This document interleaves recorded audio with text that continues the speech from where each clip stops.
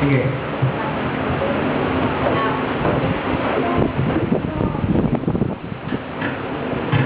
Nagpapasalamat po ako sa Panginoon dahil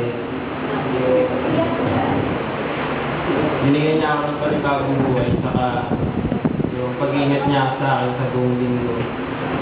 Sa mga problema dumadaan sa akin, kasama ko siya para malampasan ko yun. So, yun lang. Yun lang sa mga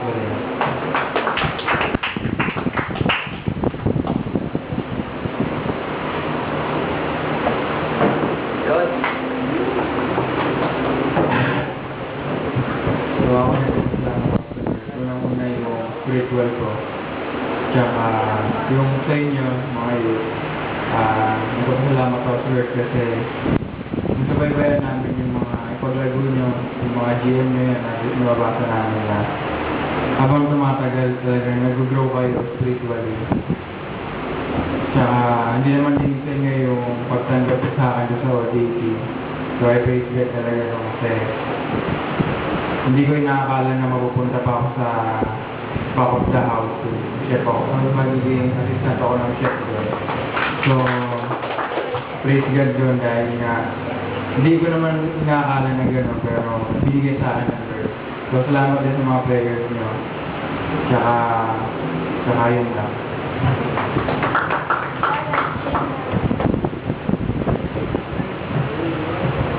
So, pasalamat sa Lord kasi talagang nakakaraw para nag-enjoy ako spiritually para para napanood mo ngayon. Tapos, nagkakaroon ng pagkakataon na pwede magpahit spiritually. Sama tsaka nagkakasya yung mga plano.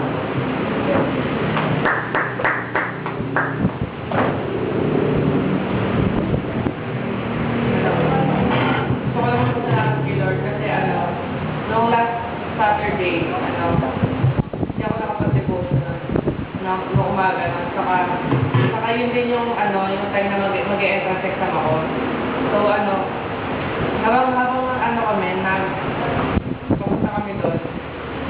Sabi ko kay Lord na, sorry kasi hindi ako nakapag-devotion. So, hindi ko rin alam na baka dahil doon hindi ako makapag-sagat. So, pagkatapos ng test, nagpe-pray pa rin ako sa kanya. Tapos, yung nakita ko yung result, okay na nakapunta. Tapos, doon ako naging thankful kay Lord kasi kahit nagpatulong tayo, nandiyan pa rin siya, tutulungan pa rin niya tayo kasi, ayaw tayo mawala sa kanya. Yun. Ayaw tayo mawala. Yun. Thankful talaga ako. Saka, yun. Thank you sa lahat ng blessings. Thank you.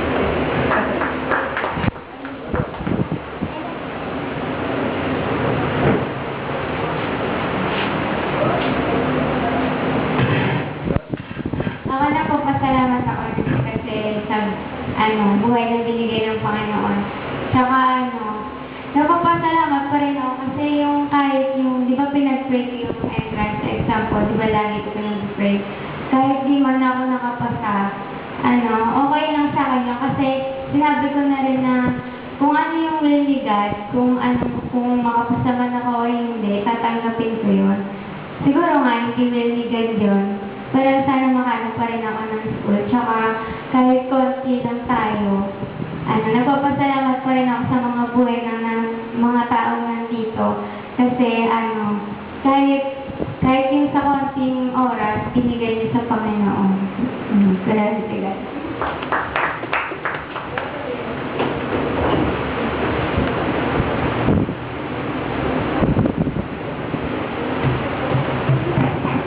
So, good morning ulit. So, kapasalamat ako sa Lord kasi meron na naman akong opportunity and privilege na mag-sawin, mag-worship lead sa inyo. Tsaka, kapasalamat ako kasi, lagi ko pinag-pray sa Lord na lumalim ako sa relasyon ko sa Kanya, mag-explore ako sa mga Bible, like everyday yung devotion. So, I give glory to God kasi kahit minsan, pagising ko sa umaga na ang pray ko lang is, briefly lang. Pero, nandun pa rin yung paggabay sa akin ni Lord. Saka, natapos ng school year na hindi niya ako pinabayaan, walang baksak, walang problema. So, yun lang.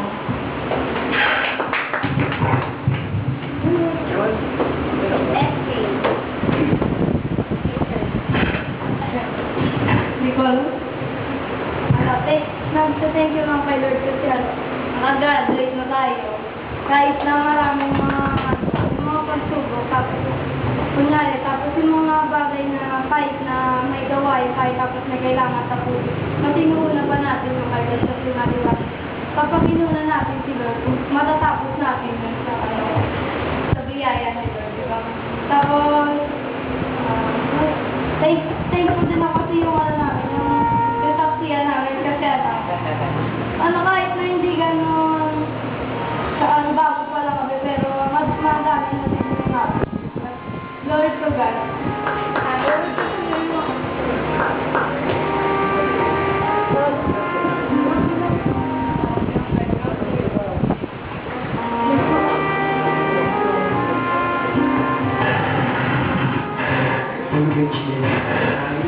Ako gusto kong kasama sa Lord dahil ako marami akong gusto kasama sa Lord dahil sila pa lang yung buhay ko ginagamit niya para sa lahat ng pangalan niya. Salamat sa mga talent na binibigay sa akin dahil alam ko yung talent ko na gagawin ko rin sa pag-glorify ng Lord. Tsaka marami akong gusto salamat kung na nakalala ko yung Panginoon. Tsaka ito ngayon, laki ng pasalamat sa Panginoon dahil itong graduating na nga tayo dahil sa 4 na taon nating paghihirap tayo sa mga project, nandun yung guidance and provision ni Lord, hindi niya tayo pinapabayaan sa mga kailangan natin, finances natin, sa mga project natin. Nandun yung pagkilos ni Lord. Once na sa anak ng Panginoon, nandun yung mga pagpaprovide niya, hindi niya tayo pinapabayaan. Kaya, ang laking pasalamat sa Lord dahil sa 4 na taon, wala akong naging problema sa high school, wala akong naging matinding problema.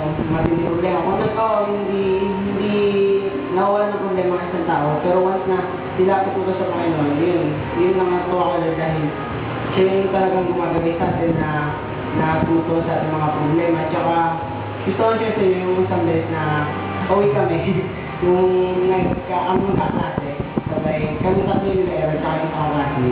Then nagkaroon kami ng konting alisan, sabay nagkatampuan kami, sabi ko, graduate na tayo, pero sabi na nagkaroon akong away. Sabay yung time na yun, hindi namin naglayan sa bahay, yung parang hindi sila namin yung nangyari. Sabay, after that, pinag-pray ko na sana magkaayos kami, sabi ko kayo. Sabay, yun, after that, pinuntahan namin sa bahay yung kaso na yun. Tulad ni Glory, yun, okay yung mood niya, nag-ayos kami. Yun, nakita ko yung gano'ng kabilis na pagkilos niya sa buhay ng bawat, sa buhay ko, tsaka yung mga, yun, sa mga blessings ko. Tsaka, speaking of yung mga entrance exam, ako rin, gusto ko magpasalamat sa Panginoon dahil sa entrance exam ko sa PMME, nakakapasa ako. Hinihintay ko na lang yung result ng medical ko. Nag-medical ako nung last March 11. Kaya, kung hindi Lord na makapasa ako, sana diretso na yung pagpasa ko sa PMME. Tsaka, kung ano yung Lord sa akin, sana yung bigay sa akin. Kaya yun, napakala ng pagpapasalamat sa PMME.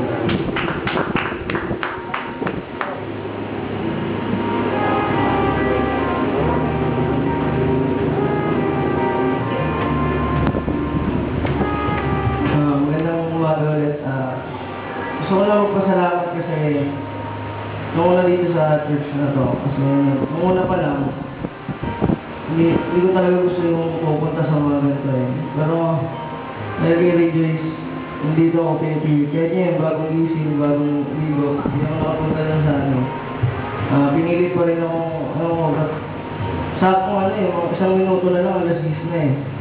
Gigising ako tapos ligo. Yun. Bisikleta pa ako. Salamat na salamat din kasi may mga taong kahit naging gawin namin yung ganit na yung mga ganung problema. Salamat ako kasi kahit paano nagkakaroon kami ng pagkakabati. Tulad kanina, yung ng madaling araw, parang nag-text nata. Parang nagsasorry nata na parang kasi may mangyayari kasi sa amin disband. Parang hindi ko alam kung ano yung ibig sabihin kasi sabi niya nagbago na daw isip niya. Yung sana nagbagong isip niya. Salamat na lang. Salamat din sa mga kaibigan ko na i-Kenneth, kahit may mga alitan, kulot ka gabi, di ba? Yung mga nandiyan kayo, yung kay Hans, hindi dahil sa kanya baka hindi rin ako mapagsiman. Yun, maraming salamat mo. Yun lang.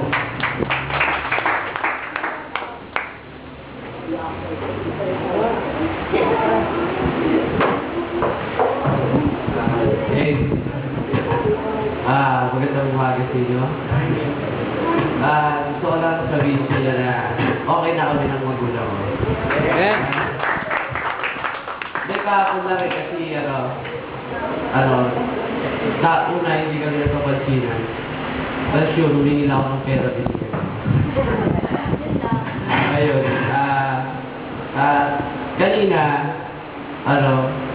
medyo tinatamad ako pumunta dito. Pero pinilit ko pa rin. Pero ang aga-aga ko kumising alas 6 pa lang gising na ako. Yun. Bago inantay ko kasi weekend, tagal-tagal.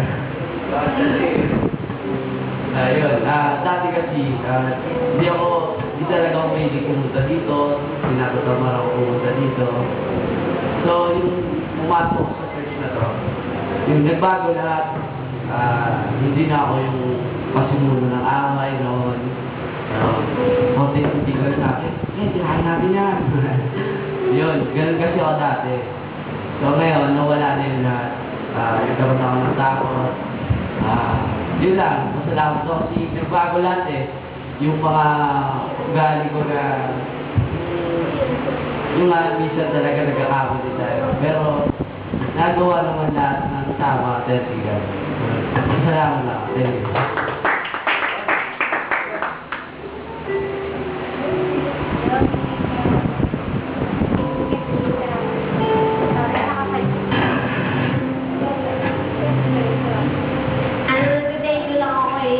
Sobrang grateful kasi di ba kahapon nandito tayo sa church, pero alas 12 pasado na tayo, di ba? After lunch lang kasi si Ma'am Marquez sa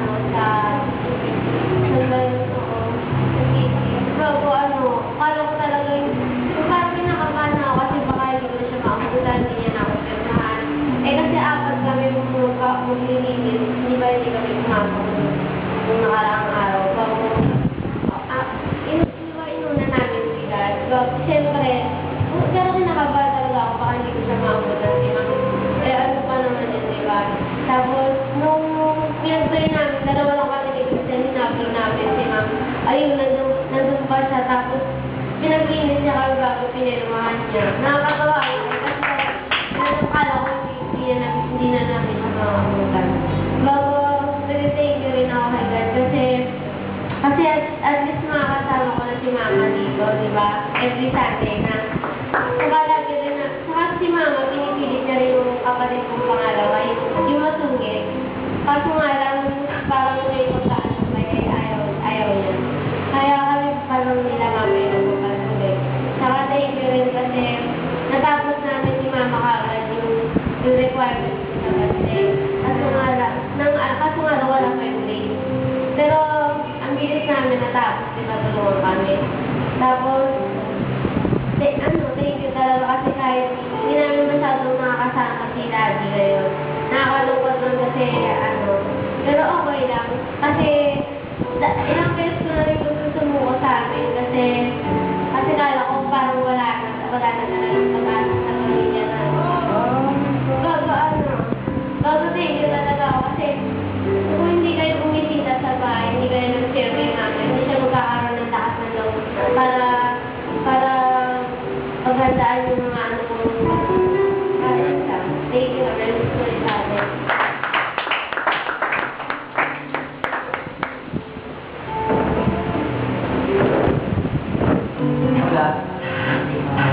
Testimony / exhortation.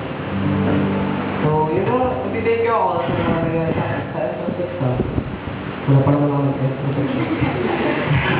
Tapos, Nagpapasalamat ako syempre sa life ni Mama, si Papa, na maayos naman yung operasyon, naging maayos. Di naman siya ng TV. Thank you sa mga prayer. Tapos, i-insert ko ngayon, Matthew 21 to 22.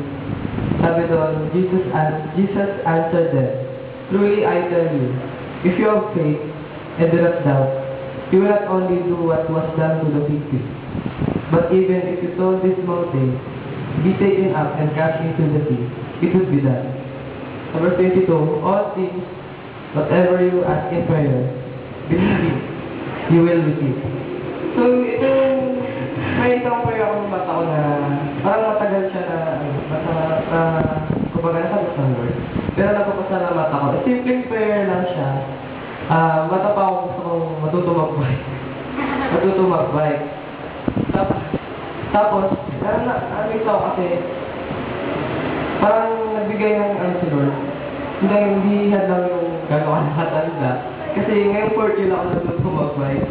Tapos, ang galing na pangyayari kasi, ang silahat sa kasi yung tumulong sa akin. Tapos yung sa operasyon ni Papa, kagabi, di ba pauwi na kami nila Justin sa Titi. Tapos, nag-decide ako pabila ako ng burger. Tapos, yun, pumunta ako doon, naglakad ako, umuwi muna ako sa bahay. Kasi pinag-pray ko na sana kahit sa konting alita lang ni Papa, sana kahit konti mapasaya ko siya. Tapos, nag-decide ako City Burger. Sabi ko, para sa akin, para naman kay Papa yung dalawa. So, uwi ako bahay sa tindahan, expect na doon sila, wala pala. Nasa hospital pa para sa lamaka.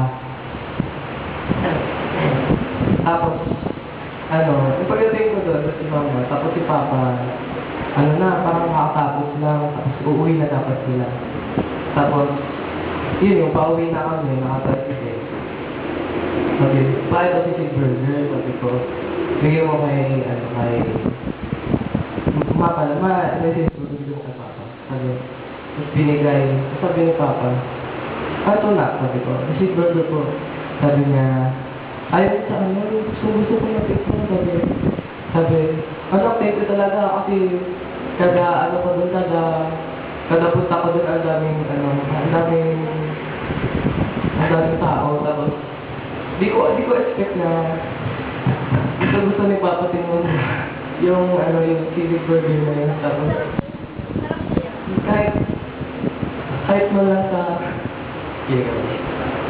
prepare ko lang sana mapasaya ko naman din si Papa. Natupad nga kasi kahit di ko alam na paborito. Di ko alam na paborito na ako kahit sa simple na-appreciate mo niya yan, tapos nasa tricycle ako. Hindi ko pinakita mo kasi paiyak mo ako. Kasi, yun lang. Kasi, yun.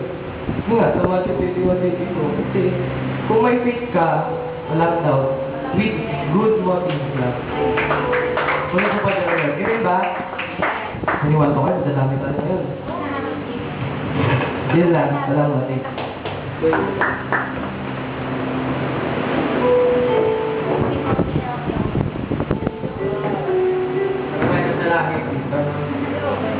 So, are you happy kahit konti tayo?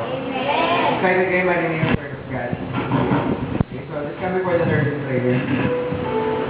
Muli, Panginoon, na malapit kami, Panginoon, may kagalakan, kasiyahan sa aming puso. Panginoon, ikaw na nagbukas sa aming puso, isipan, Panginoon, kung meron lungkot, kung meron galit, Panginoon, bitterness, hatred, Panginoon, nakikita ka sa aming puso, Panginoon.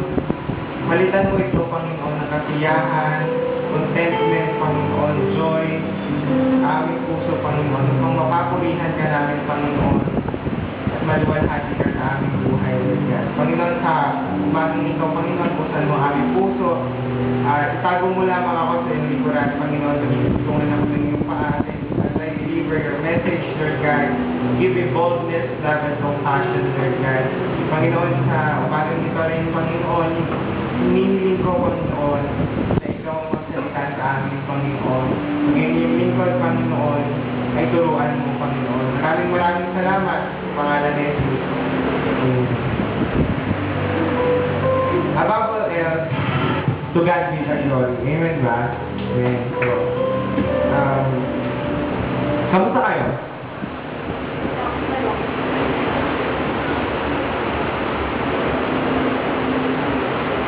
Okay, so, last week wala tayong walang service. Last week. Yeah, so, na-miss yung service natin. So, kung kaya na ko na-miss, doon pa tayo naging concept. So, okay lang yun. Okay, so, naniniwala ba kayo na God is a God of glory? We believe that. God is a God of glory at siya ay glorious. He exists to be glorified. Okay? So, ang Diyos ay namamalagi hindi para sa atin. Namamalagi tayo para sa Diyos, pero namamalagi ang Diyos hindi para sa atin. Naniwala kayo doon? Okay, tayo ay ginawa para sa Diyos, at ang Diyos ay namamalagi hindi para sa atin. What is namamalagi? Exist. Diba? Siya ay nag-exist. Ulitin ko, hindi para sa atin, kundi tayo para sa Kanya. Pinasabi ni Pastor Mark Driscoll. Okay, so the Bible speaks of the glory of God 275 times. So, pinag-usapan daw po ang glory ng Lord 275 times sa Bible. Okay? At 50 times lang, English translation niya, 50 times alone sa Psalm. So, 50 times lang topic about glory of God sa Book of Psalms. Okay? Ano nga ba ibig sabihin ng to glorify God? Sino nakakalam sa inyo? To glorify God. To give glory to God. May papurihan? Ano pa? May pakita yung biyaya ng Lord sa iba. Ano pa? Okay, so bigyan ko naman ng simple illustration. Ano yung fake bulaga? Yung hakot pera. Tapos nilagay yung pera na kuha mo doon sa... Ano tawag sa pera yun? Hakot all you can ba yun? Ayun. So, ganun yan. Yung mga nahakot mo, ilalagay mo doon sa parang aquarium na ano, di ba? Okay, so, ganun din. To glorify God means to give the weight in His name. Okay, ibigay yung lahat ng kabigatan, yung bigat na nakuha mo sa pangalan ng Panginoon due to His being. So, sabi ko kanina, He is glorious. So, hindi niya kailangan tayo upang ibigay yung glory sa Kanya, sapagkat siya ay puno na ng kaluwalhatian.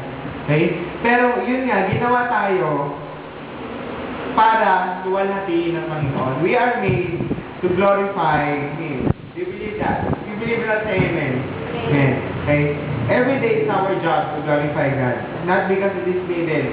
Dapat, araw-araw, ini-aim natin na luwalhatiin ng Panginoon. Hindi dahil sa kailangan, hindi dahil sa inutos sa atin, hindi dahil sa naobligahan tayo, kundi dapat natin maunawaan na tayo ay ginawa para luwalhatiin ang Panginoon. Okay, so, open your Bibles in 1 Corinthians 10:31. Unang Korinto, Kapitulo 10, versikulo 31. Okay. By the way, entitled na short message, may lang po ito, Everything for God's Glory. Okay. Nandun na kayo? Napaka-common itong verse na to. Diba? Ano sabi mo? So, whether you eat or drink, or whatever you do it all for the glory of God. Okay. So, kung ikaw daw man ay kumain, ikaw ay uminom, lahat ng ginagawa mo, gawin mo ito para sa kaluwalhatian ng Panginoon. So, define whatever you do. Sige, team. Lahat-lahat. Okay. Brianna. Kahit ano. Gati. Whatever you do. Okay. So, napakalinaw, tama ba? Whether you eat or drink or whatever you do it for the glory of God. Okay, the phrase, whatever you do, is very clear in our given passage. Okay, so I'll give the context. Ang konteksto po nito, ng 1 Corinthians, sa konteksto nito, sa mga unang verses, sa previous verses, si Paul ang author nito ng 1 Corinthians, sa previous verses, ang ginagawa ni Paul, pinapatay niya yung sarili niya. Not physically, but spiritually. Hinahayaan niya malaig ang Espiritu Santo sa buhay niya, pinapatay niya. He mortified his flesh and keep his body under. Okay? So, ang ginagawa ni Paul, pinapaibabaw niya yung Diyos sa kanya. At binababa niya yung siya. Sapagkat alam natin ang buhay ni Paul, siya ay mamamatay Kristiyano. Si Paul ay mamamatay Kristiyano. Yun yung buhay niya dati. So, nung binabago siya ng Diyos, nais ni Paul, napatayin yung sarili niya. At buhay si Kristo sa kanya. Okay? Kasi bilang tao, as a human with corrupted mind, corrupted soul, corrupted heart, corrupted strength, diba? Gusto natin sa atin lahat ng kalwalhatian. Gusto natin lagi tayo napupuri, gusto natin lagi tayo na-acknowledge, gusto natin lagi tayo na-recognize sa ibang tao. Amen ba? Bilang isang tao, naghihintay ka lagi gusto mo pag kumanta ka, sana sabihin nila sa akin, gano'n ang boses ko. Di ba yun lagi hinihintay natin minsan bilang isang tao? Rather than to give the glory to God. Okay? Kasi yun tayo bilang isang tao. Diba? But as Christians, we should understand, we should accept this concept that we are made to glorify God. Any violent reaction that we are made to glorify God. Wala tayong magagawa. Kasi tayo ay ginawa, sabi nga, the chief end of man is to glorify God. Ang pinaka-goal ng tao ay luwalhatiin ng Diyos. Dahil sabi ko kanina sa lahat ng testimony nyo, ibigay natin ang kaluwalhatian sa Diyos. At ang Diyos ang maluluwalhati. Okay? Una, paano ba natin mag-glorify ang Panginoon? So maraming bagay, maraming ways para mag-glorify natin ang Panginoon. Unang-una, we can glorify God through praise and worship. Okay? In 1 Chronicles chapter 16, verse 29 to 31, basahin ko na lang sa inyo. Ascribe to the Lord the glory due to His name. Bring an offering and come before Him. Worship the Lord in the splendor of His holiness. Tremble before Him all the earth. The world is firmly established. It cannot be moved. Let the heavens rejoice. Let the earth be glad. Let them say among the nations, the Lord reigns. Okay? So, number one, we should be Christ-focused. In praise and worship, pag tumayo na sinabi ng worship leader, tumayo po tayo lahat. Actually, dapat nga bago pa lang tayo pumasok ng bahay. Ang focus natin si Christ. Pag nag-worship tayo, Lord, I will worship you, hindi, Lord, anong ulam, paano na kaya, gano'n, di ba? Pag dumadating tayo, nakatayo na tayo, ang dami na bumapasok, dami na pinapasok ng Satanas sa isip natin. Di ba? Pero, we should rebuke that. Kasi ang sabi ng Lord, we should be Christ-focused. Diba? Dapat, isa lang yung focus natin. Anong warning ni Paul sa Corinthians? Sa unang verse. Okay? Yung mga unang verse, sa 1 Corinthians chapter 10, sa mga unang verse, ang warning niya is all about idolatry. Okay? Sa verse 4, alam ko na sa verse 4 yun.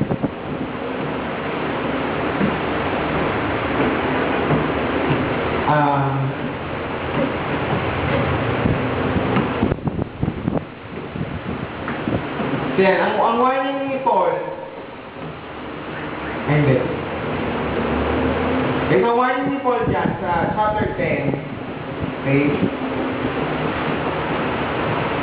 Wait lang.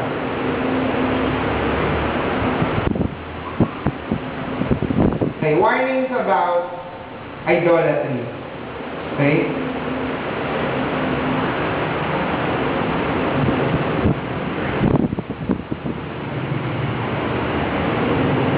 Sa verse 14, keep on running away from idolatry. Therefore, my beloved brothers, my beloved, flee from idolatry. So, yun yung gustong gawin ni Paul.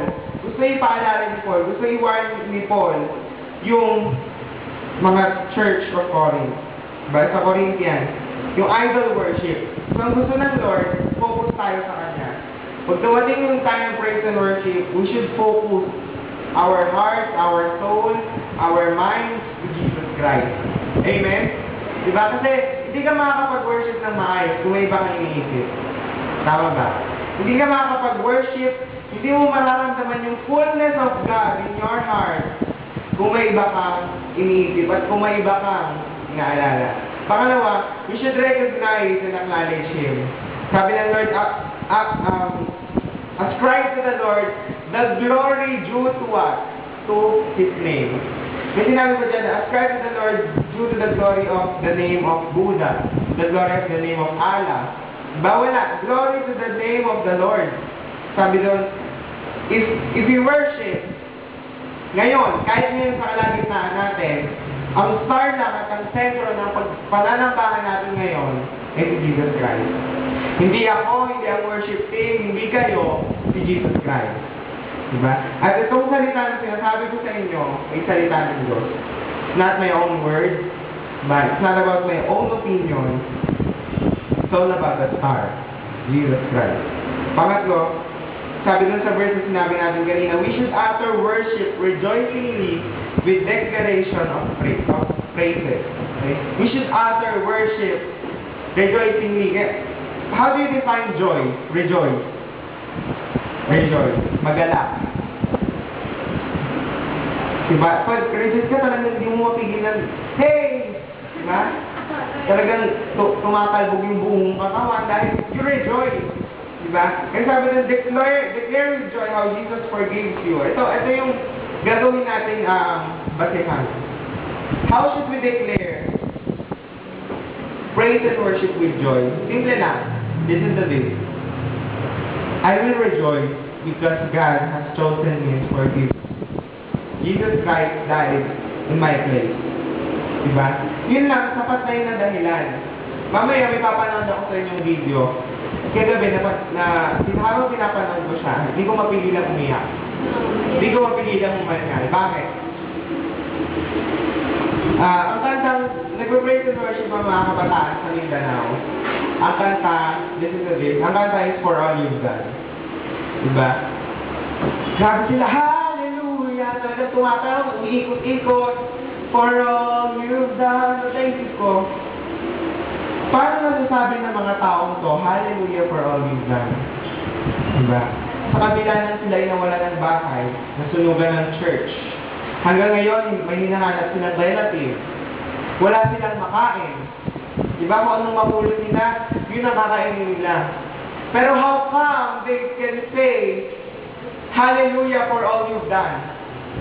Which is kung pagbabasihan mo, mas blessed tayo kaysa sa kanila.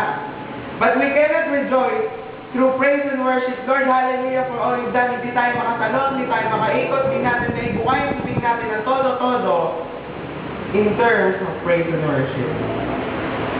Pero sa kanila, grabe.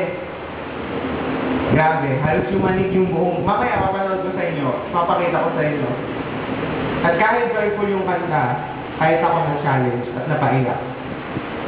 Okay? Because if you enjoy something, you show it. Amen. Pag nag-enjoy ka sa isang bagay, you show it. Ang ganda ito. Hindi ka lagawin natin. Diba, pag computer game, pupuso ka sa Facebook, bigyan niyo ako ng energy. Diba? Because when you enjoy something, you show it. Diba? That's why when you are enjoying praise and worship, you show it through what? Through lifting your hand. Lifting up your hand. Diba? Kasi iba hallelujah. Hindi ko lang. Ganyan lang. Diba? When you enjoy something, you show it. You show it. When you praise God, you should show it. Lord, I surrender everything to you. Lord, I give glory to your name. Diba? Pero minsan, we cannot glorify God through praise and worship. Ito yung unang-una, na makikita sa ng tao na you glorify God through praise and worship. You glorify, you bring praise to Him. Kahit sa praise and worship, we can please God. Amen?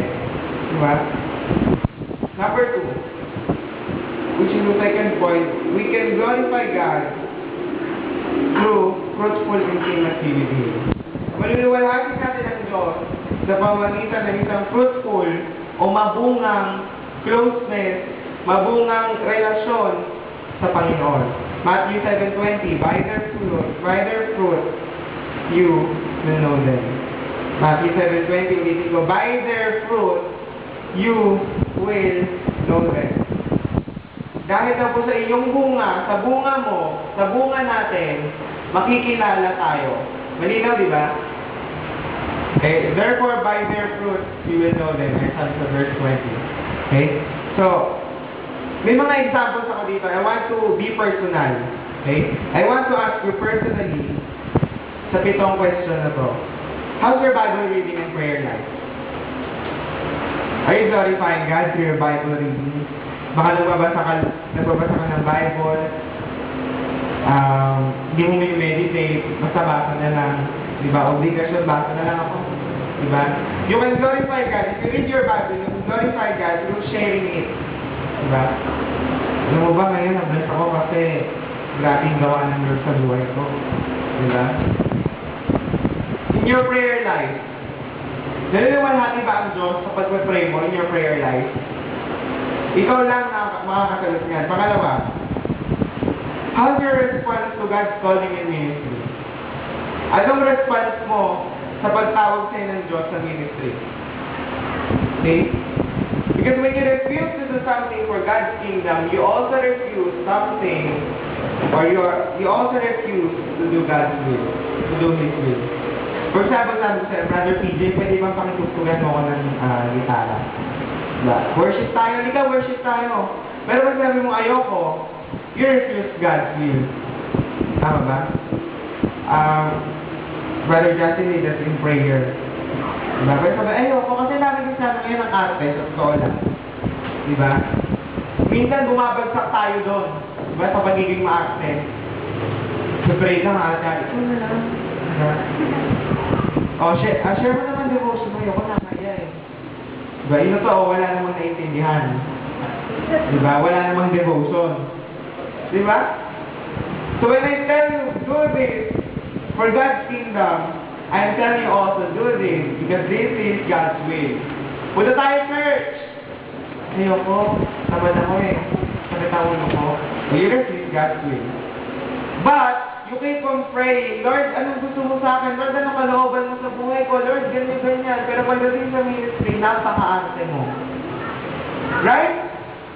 Minsan ganun tayo, minsan tayong tao, ganun tayo. Diba? Pangatlo, how's your grades? How are your grades and studies? Kamusta ang mga grades mo sa school? Baka ano pa banding ka na lang. Diba? Kailangan meron tayo, Lord, gagawin ko to para sa'yo. Hindi ako mandadaya, Lord, because I want to glorify you. Lord, mag-aaral ako mabuti. Ako na-convict ako dito eh. I-share ko sa inyo to. Clearance natin sa MAPE. Okay? Ang dapat gawin ay kumanta. Kakanta ka dapat. Diba? Ako dahil ko pag boring yung isang bagay, nilalaro-laro ko lang. Dahil sabi ko naman itong kanta. Itong kanta ba ito? Diba? Parang ang pangit ng tono. Diba? Okay lang yung iba, pero yung iba parang nakakatamad kantahin. Diba? So, sabi ko, papangitan ko to. Nandun na ako sa teacher ko. Nandun na ako nakaharap. Hindi ko sineryoso. Ginawa niya, nalalit siya sa akin. Galit na galit. Totoo ba naman to eh? Galit na galit siya. Sabi ko, hindi ulitin ko na lang. So, parang ako, napahiya ako. Diba? Nandun na ako sa loob, babalik na naman ako. So, isang pinaalala sa akin ng Lord. Kahit sa mga gantong bagay, you should glorify me. Okay? Kahit sa mga maliliit na bagay, you should glorify me. Then I tell to myself, ayusin ko na. I will give my best. I will show my talent. Diba? In singing. At pagharap ko doon, to God be the glory. After I sang, diba? Sabi niya, alam mo to, ikaw boses mo si Christian Bautista. Sabi niya, ang ganda ng, promise. Sabi niya, ang ganda ng boses mo, parang si Christian Bautista, ganyan. So sabi ko, gusto ka tabi ko, glory to God, no? Diba? Ibig sabihin, ang gusto ng Diyos, we should give our best. Amen lang? Diba? Kasi kung tayo Kristiyano, puro tayo patapon yung binibigay natin, magsisilbi yung patapon yung Diyos na sinasamba natin. Diba? Puro patapon yung grades mo, puro palakol. Anong Diyos mo? Palakol, patapon. Diba? Pero yung, kung yung grades mo, umaabot hanggang langit, 99, 99.8, 99. Diba? You can glorify God. Diba? Through your grades. Pangapat, how's your Facebook status? Kamusta ang status mo sa Facebook? Na kung ano-ano sinashare mo, kung ano-ano nakalagay dyan, diba? Puro gay. How's your Twitter tweet? Diba? Twitter, ito yung chance to share good news, to share the gospel to everybody. Diba? Kamusta? Does it glorify God? Palima, how do you treat your friends? Unbeliever. Pag believer, kilala mo ganyan. Pag believer, hi, sa akin mo, alam kong believer siya, diba sa akin, ang bait-bait. Diba nakita ko sa mga unbeliever, kung murangin, kung ano ka naman, ganyan ka. Diba? How do you treat your friends? Your teachers. Diba? Paano mo dinatrato yung teachers mo? Ako nakonbig ako dyan nung second year ako kung, diba, lokon pa zombie. Right? Diba? Your parents. How do you treat your parents? I'm so blessed kay Zedrick. At least naging okay na siya sa parents niya. Diba ngayon may struggle si Alain naman. Pag-pray natin si Alain dahil may misunderstanding daw sila ng parents niya. Diba? Your sisters or brothers in the Lord, paano mo tinatrato yung kapatiran mo sa Panginoon? Diba? Bakit sa loob ng church, alam mo this word, bastos ka sa pananalita. Diba? At sa pagtrato. Panganin, how's your thought and speech? Diba? Ngayon, kamusta yung iniisip mo? Kamusta yung pag-iisip mo ngayon? Nakafocus ba sa Lord? O nakafocus sa gutom na ako sa kapasigang? Diba? Ngayon ba, nakafocus ba yung, how's your speech? Paano ka magsalita? Diba? Taray, mga ganon. Diba? Ganda. Yung mga ganon, diba? Yung kaya minsan may mga words na pang kalye. Diba? So, how's your speech? Baka ang tuldok mo ay puto ko chinta. Ang exclamation mo, puto ko chinta. Talaga, puto ko chinta yan. Diba? How's your speech? Last but not the least, how's your obedience to God's word? Diba? Ito lagi ko sinasabi sa inyo. Ang trabaho natin bilang Kristiyano ay sumunod. At ang Holy Spirit ang magbabago sa atin. Diba? Huwag natin hilingin na, Lord, gusto ko magbago, Lord, magbabago na ako, ayoko na ng ganito. Diba? Pero you don't follow what God's commandments are. Hindi mo sinusunod ang sinasabi ng Diyos. Pero gusto mo magbago. Diba? Kaya lagi ko sinasabi sa inyo, our job is to obey, and the Holy Spirit will bring fruitfulness. For example, yoking to unbelievers. Diba? You keep on yoking to unbelievers, sagot ng sagot, kahit hindi Christian, basta gwapo, basta maganda. Diba? You keep on judging others. Nagbibigay ka ng mga conclusion agad na walang basehan. Nagbibigay ka agad ng conclusion at ng mga opinion sa kapwa mo. Diba? That's judging others. Planting hatred in your heart. Mahilig ka magtanim ng galit. Konting sabi sa'yo, gusto mo ito? Diba? Mag-backbit ka na agad. Diba? Comparing yourself to others. Parang feeling mo, kasi dalawa yan eh. Dalawa yan. So, may positive, may negative. Diba? Parang siya negative, pero yung negative sa sarili mo na parang, hindi ko kaya yan. Mas magaling siya sa akin. Ayoko na nga. Meron naman, ay, mas magaling ako dyan. Ba't yan ba nag-preach sa harap? Magaling ako dyan eh. Diba? Maraming taong ganon. Those are the examples of disobeying God. Kasi lahat ng to nasa Bible. Yung to unbelievers, judging others, diba, comparing yourself to others. Diba? Did you exercise these things? In-exercise mo ba itong mga bagay na ito? Ginagawa mo ba itong mga bagay na ito? Sa palagay mo ba, naluluwalhati ang Diyos sa bagay na mga ginagawa mo? Ikaw, muli, ikaw lang makakasagot niyan. Right? Ikaw lang makakasagot kung naluluwalhati mo ba ang Diyos. Okay. For us to have this intimacy with God, remember this. If you need to have that intimacy with God today, start glorifying God in all you do. Inuulitin ko. Kung gusto mo magkaroon ng close na relasyon sa Diyos ngayon pa lang, simulan mo nang gawin lahat ng bagay para maluwalhati ang Panginoon. O lahat ng bagay na nakaluluwalhati ang Panginoon. But don't get me wrong. Hindi porket sinabi, whatever you do it for the glory of God. Pag nagmumura ka, I'll do it for the glory of God. Puto ko sinta. Diba?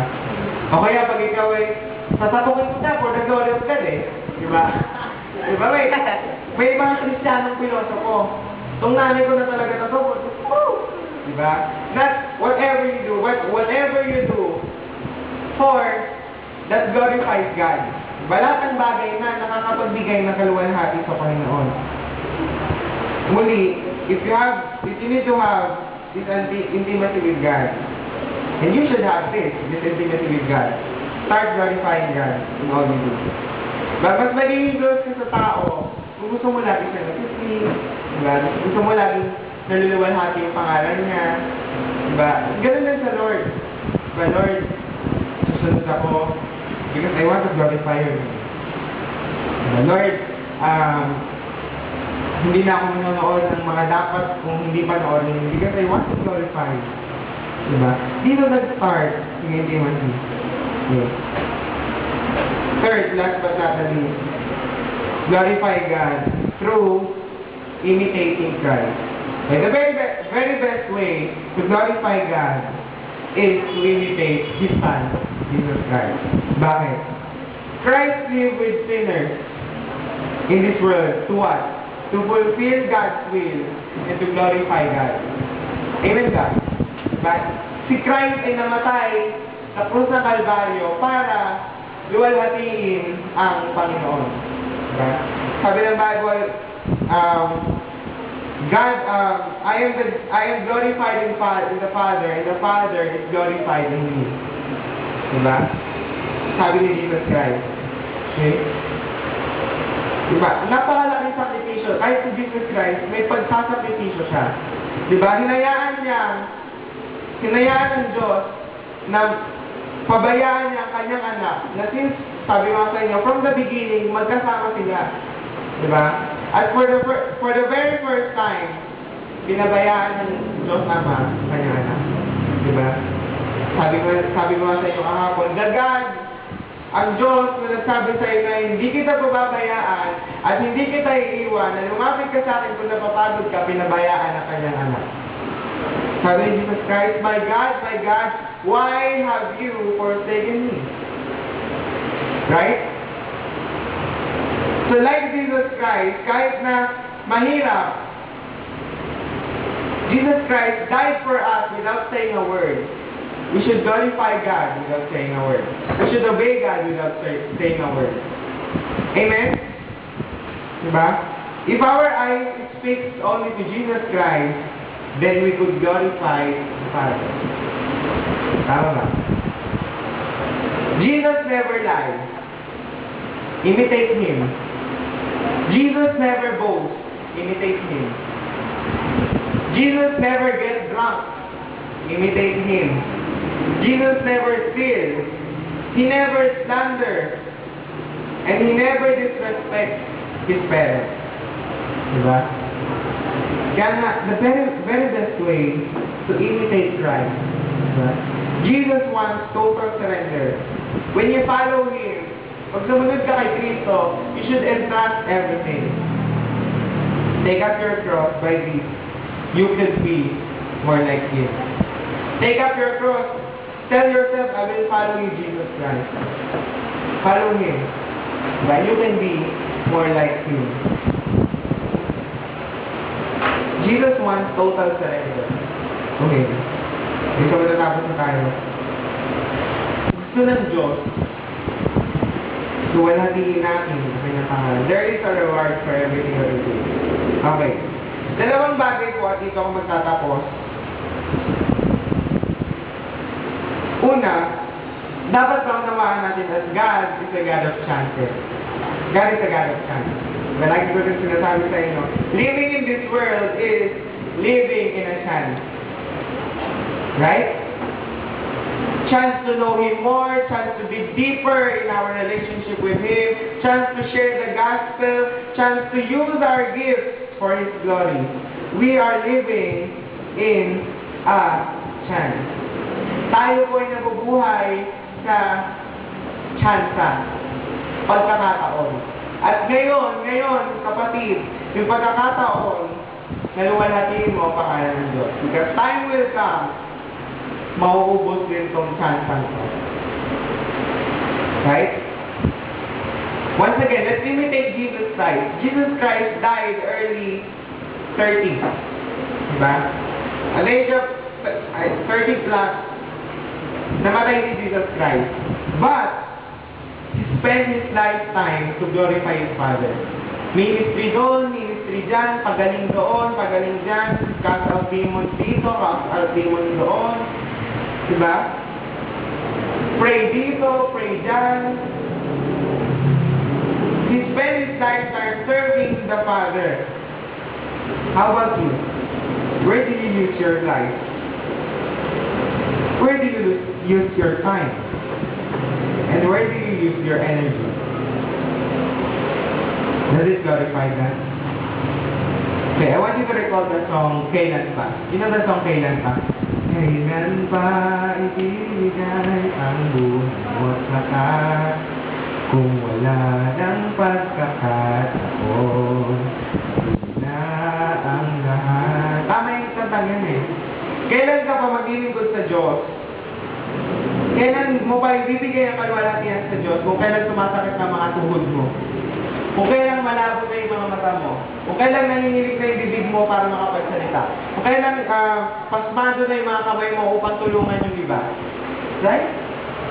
Ngayon, this time is your time. Your freshness bilang isang kabataan to serve God. You are fresh. I'm telling you, you are fresh to serve God. Kailan pa, kapatid? Kailan pa? Right? Last but not the least. Hindi na pa tayo ng last but not the least. Ito, least na talaga to. Okay? We have a choice. I'm not here to tolerate what you are doing, but we have a choice. Sabi ni John Piper, isang author, everything in our life is an opportunity to glorify God and not to glorify God. Lahat daw po ng bagay sa buhay natin ay oportunidad upang luwalhatiin ng Panginoon o hindi luwalhatiin ng Panginoon. Sabi ni John Piper. Okay? May choice tayo. We have a choice. God has given us a free will. Okay? You could have Jesus Christ, but you choose wrong relationship. You could have Jesus Christ, but you choose your money. You could have Jesus Christ, but you choose the lust and pleasure of this world. You could have Jesus Christ fully in your heart, but you choose your own life. I'm telling you today, where do you use your life?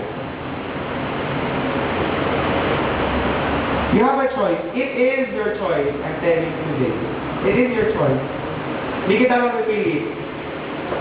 But, anuman ang desisyon na nagawa natin, anuman yung choices na pinili natin, we are accountable to God.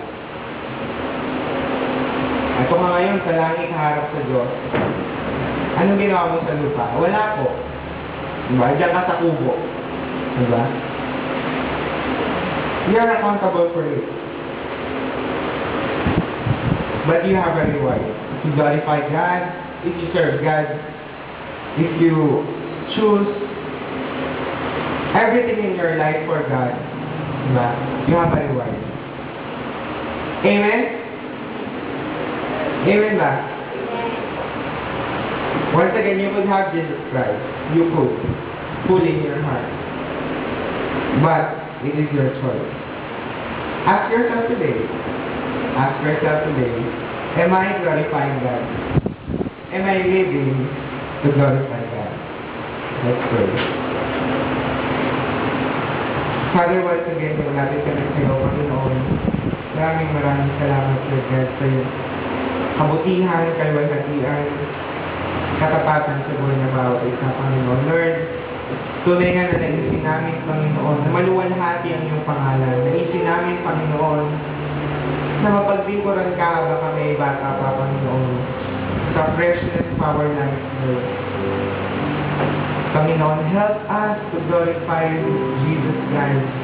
In whatever we do, maring pagkitungo namin sa aming kaibigan, sa pag-post namin ng status namin sa Facebook. Lord, alam mo ito, Panginoon, there are many ways, Lord God, to glorify you. Pero, Panginoon, tulungan mo kami, Panginoon, to mortify our flesh and to keep our body under, Lord, so that we can fully glorify your name. In this moment of silence, I want you to talk to God. And say, Lord, simula ngayon, luluwalhatiin at luluwalhatiin mo ang pangalan mo sa anumang bagay na ginagawa ko at gagawin.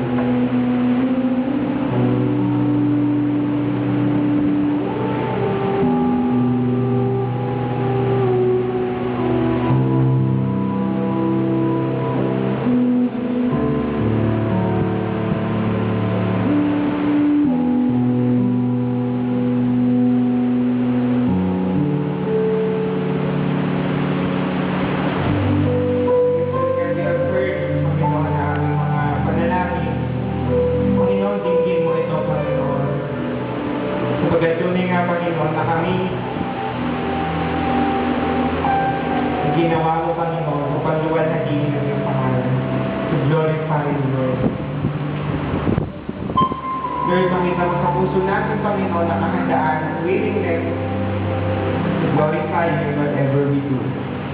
Lord, be with us, instruct us, guide us, convict us, Holy Spirit, so that we will be able to walk with Jesus Christ every day.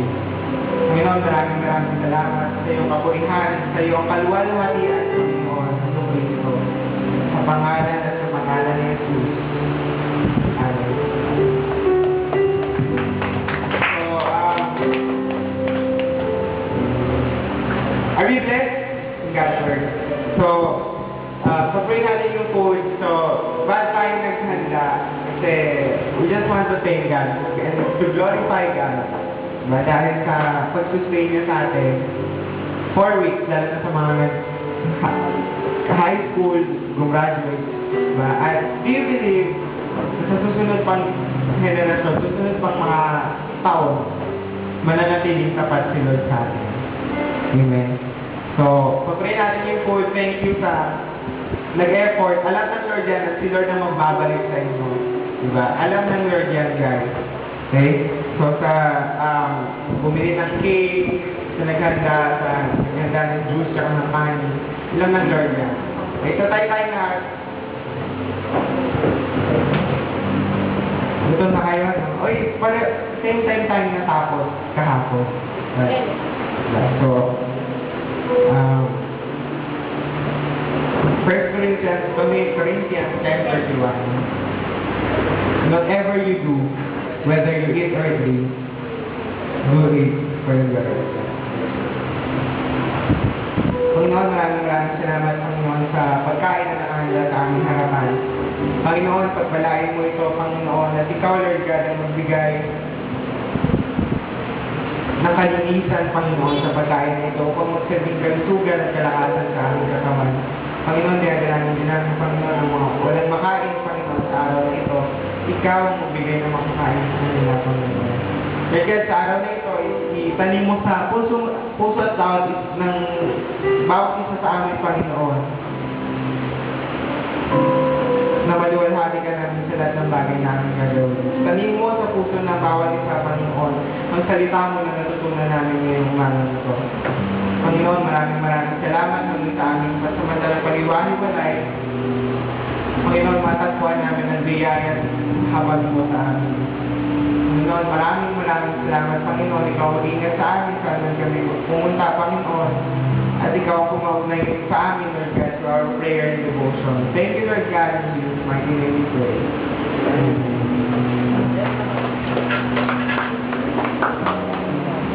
You can do the papaya.